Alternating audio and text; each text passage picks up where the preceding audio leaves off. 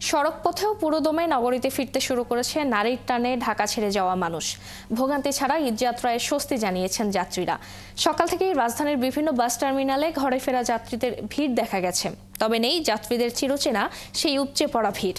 কেউ কেউ যানজট আর ভোগান্তি এড়াতে আগেই ঢাকায় চলে এসেছেন। ধাপে ধাপে আসার কারণে সড়কে যানবাহনের চাপ নেই, আর তাই উপরে উপচে পড়া ভিড়ও নেই। মহাসড়ক যানজট না থাকায় এবার ঈদযাত্রা অনেক স্বস্তির হয়েছে বলে জানিয়েছেন যাত্রীরা। এদিকে আজও রাজধানী ছাড়ছেন অনেকেই। যারা ঢাকার বাইরে থেকে ঈদের ছুটিতে পরিবারের কাছে এসেছেন তারাই মূলত আজ নগরী ছাড়ছেন। সড়কপথের খবর জানাতে রাজধানীর টেকনিক্যাল মোড় থেকে আমাদের সঙ্গে যুক্ত হচ্ছেন সহকর্মী নিবিড় সাহা।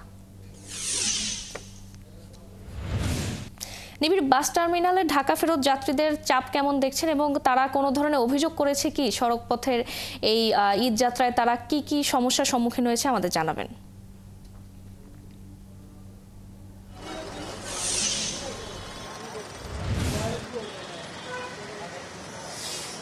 ফারজানা, ঘন্টাখানেক আগে আপনাকে যেমনটি জানাচ্ছিলাম যে আসলে সময় যাওয়ার সাথে সাথে কিন্তু আজকে যাত্রী চাপটা বাড়বে, কেননা আজকে কিন্তু ঈদের যে 9 দিনের লম্বা ছুটি, সেই ছুটির শেষ দিন এবং আগামীকাল থেকে সকল ধরনের অফিস আদালত সকল কিছু খোলা থাকবে। যার কারণে কিন্তু আমরা দেখছি যে আজকে কিন্তু এই যে যাত্রীদের যে চাপ, সারা দেশ থেকে রাজধানীতে যেসব বাস ঢুকছে সেগুলোর কিন্তু চাপ কিন্তু বেশ খানিকটা বেশি এবং পরিবহন সংশ্লিষ্টরা বলছেন যে এই যে যাত্রী চাপ সেটি কিন্তু সময় যাওয়ার সাথে সাথে, অর্থাৎ দুপুর গড়িয়ে যখন আরও বিকেল হবে সেই মুহূর্তে কিন্তু আরও খানিকটা বাড়বে বলে তারা জানিয়েছেন। এবং যাত্রীদের সাথেও কথা বলেছিলাম, যাত্রীরা কিন্তু আসলে প্রতি বছর যেমন রাস্তায় ভোগান্তি এবং যানজটের চিত্রটি যেমনটি তারা তুলে ধরেন সেটি কিন্তু এবার বলা যায় যে একদমই নেই। তারা কিন্তু বলছেন যে অনেকটা আরামদায়কভাবেই কিন্তু তারা আসলে পুরো যাত্রাপথে কিন্তু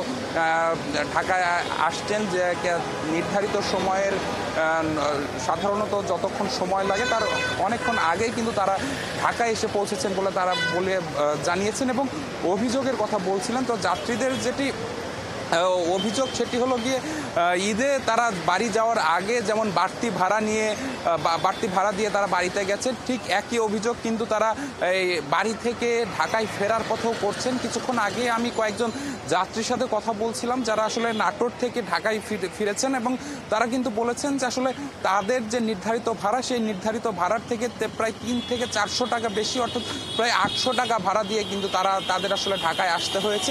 এজন্য কিন্তু তারা ক্ষোভ প্রকাশ করেছেন। তারা ভোক্তা অধিকার অধিদপ্তরের কিন্তু দৃষ্টি আকর্ষণ করেছেন, কেননা আগে যেমন ঈদের আগে যারা ভোক্তা অধিকার যেমনটি মাঠে ছিল, ঠিক তারা বলছেন যে এখনো ঠিক তেমনভাবে কিন্তু যে প্রত্যেকটি কাউন্টারে তাদের মনিটরিং করা উচিত। তো সবকিছু মিলিয়ে যদি বলা যায় যে এবারের ঈদ যাত্রায় কিংবা ঈদ পালন করে যারা বাড়ি থেকে ঢাকায় ফিরলেন, রাজধানীতে ফিরলেন কর্মজীবী মানুষরা, তারা কিন্তু বলছেন যে রাস্তায় কিন্তু তেমন কোনো ভোগান্তি ছিল না, যানজট ছিল না, আরামদায়কভাবে বেশ অনায়াসে কিন্তু তারা ঢাকায় ফিরতে পেরেছেন।